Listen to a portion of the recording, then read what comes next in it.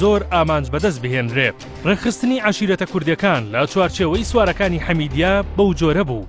یەکەم، سەرۆک عەشیرەتەکان لە هەموو باجێک دەبەخشران. ئەمەش پێدراوێکی مادی بوو بۆ زیاتر کێشکردنیان بەلای خۆیاندا. دووەم، سەرۆکی هەر عەشیرەتێک بەرپرسی باڵا بوو بۆ مامەڵەکردن لەگەڵ خلافەتی عوسمانی.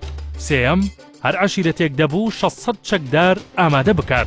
چوارەم، ئەو عەشیرەتەی ئەو ژمارە سەربازەی بۆ کۆ نەکرابایەوە پێویست بوو لەسەری کە خواردنی سەربازەکانی تر بدات لە عەشیرەتەکانی تر.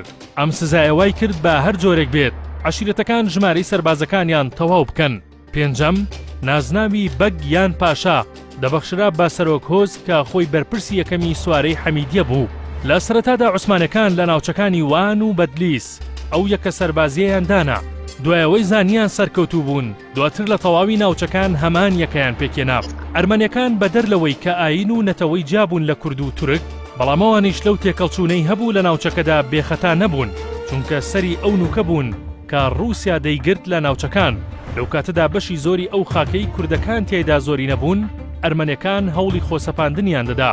تەنانەت لە ساڵی 1920 کە پەیمانی سیڤەر بەسترا، سەرباری ئەوەی سەدا حەڤدەی کوردستان بەر کورد دەکەوت لە خاکەکەی، بەشی هەرە گەورەی کوردستان لە باکوور دەکەوتە دەست ئەرمەنیەکان. عوسمانەکان ئەو ناکۆکیی ئەرمەن و کوردیان بەکارهێنا. ڕووسیا عوسمانەکان شەڕی بە وەکالەتیان بە ئەرمەن و کورد دەکرد، بەڵامەوەی کە جیاواز بوو، عوسمانەکان جینۆسایدێکی گەورەی ئەرمەنەکانیان دەست پێ کرد و کوردیشیان وەک بەشدار لەو جینۆسایدە دانا، چونکە سوارەی حەمیدیە کە پێکاتبوو لە خێڵە کوردەکان لەو جینۆسایدەدا بەشداریان پێکرا. سەرباری ئەوەی لە پێشتردا کوردەکان بەشێکی گەورەیان بەدەست ئەرمەنەکان دەچەوسێنرانەوە، بەڵام ژمارەیەکی گەورەی ئەرمەنی لەو جینۆسایدەدا لەلایەن کوردەکانەوە داڵدەدران، چونکە کوردەکان لە خارجی دەسەڵاتی خۆیان لەو جەنگەوە گلابوون و بەشێک لە عەشیرەتەکان لەگەڵ عوسمانەکان تاوانی جەنگیان ئەنجامدا.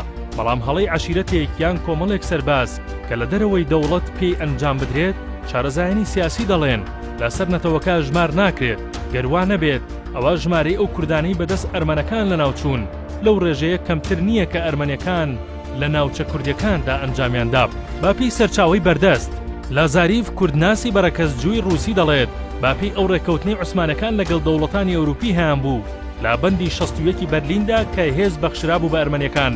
لەو کاتەدا ئەرمەنیەکان سوود لەو دەرفەتە وەردەگرن و هێرش دەکەنە سەر کورد و بەشێکی زۆری دیاتەکانیان وێران دەکەن. ڕووداوەکان بە جۆرێک دیارن لە مێژوودا کە شاعیری دیاری کورد حاجی قادری کۆهی کە خۆی شایەدی ئەو واقعەتاڵە بوو کە بەسەر کوردەکاندا هاتووە، لە هۆنراوەیەکدا دەڵێت خاکی جەزیرە و بۆتان واتە وڵاتی کوردان، سەد حەیف و مەخابن دەیکەن بە ئەرمەنستان. ساڵی 1894 تا 1896 لە کاتی سەرەڵدانی ئەرمەنەکاندا سوڵتان عەبدولحەمید سوارەی حەمیدیەی بەکارهێنا بۆ دامرکاندنەوەیان. هەندێک لە سەرچاوە مێژوویەکان دەڵێن سەربازە تورکەکانی نزیک لە سوڵتان بەرگی کوردیان پۆشی بوو، تاوانی گەورەیان ئەنجام دەدا تا لەو کاتەدا کۆی حەدەسەکە بەسەر ئەو یەکە سەربازیەدا بسەپێت. بەڵام لە ئێستادا شارەزایانی مێژوو لە هەردوو نەتەوەکە دەزانن کە هەردوو نەتەوەکە قوربانی بوون نەک جەلاد بۆ یەکتر. عوسمانەکان بۆ ئەوەی کوردەکانیان لە دەست دەرنەچێت شەڕی عەشیرەتەکانیان خوڵقان بە جۆرێک دوو هێزی گەورەی کورد کە هەردوو عەشیرەتی جەبرانلۆ و خورماک بوون بە یەکیاندادا و ژمارەیەکی زۆریان لەناو چوون.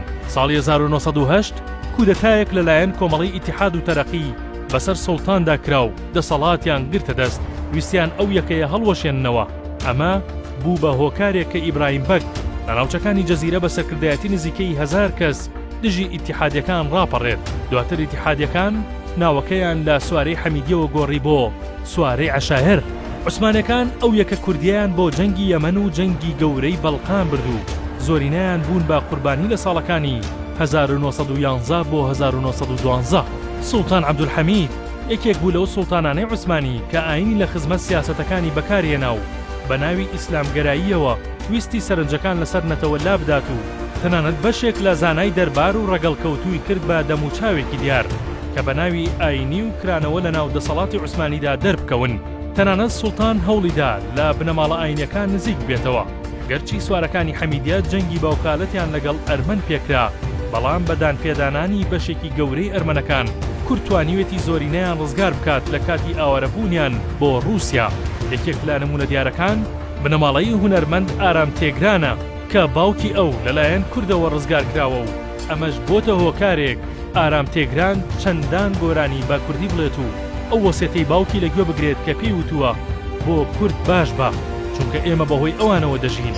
ئارام تێگران لە سەرکردایەتی کورد بە جۆرێک نزیک دەبێتەوە کە لە بەرنامەیەکی تەلەڤیزیۆنیدا عەبدوڵڵا ئۆجەلان ڕێبەری پارتی کرێکاران تەلەفۆن بۆ بەرنامەکە بکات و ستایشی ئەو دەنگی بکات.